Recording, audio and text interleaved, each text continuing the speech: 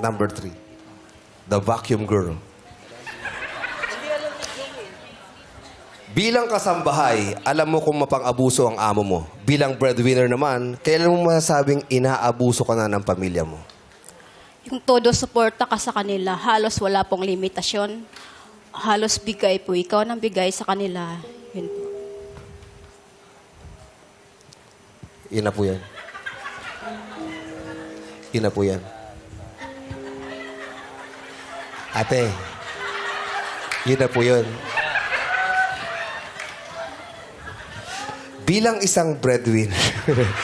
Okay na yun. Yun lang. Yung ano sabi mo ulit, ate? Todo support ka sa kanila.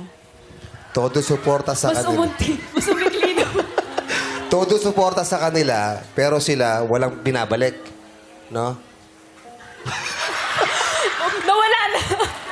Nawala na yung Talaga, sagot. ate, saya-saya mo. Hindi mo ibitaw. Yun ba yun? Yun ba yung ibig mo sabihin? Kasi kailangan nila marinig yung sagot mo. Todo support ka sa kanila na walang limitasyon. Todo suporta sa kanila na wala. Ganito na lang. Dugtungan nyo na lang sa isip nyo, ha? Kung ano yung sinagot niya. Todo suporta sa kanila na walang limitasyon. Bigay ka lang ng bigay. Wala ka nang titira sa sarili mo. Parang ganon. Tapos, Todo support sa kanila na walang limitasyon.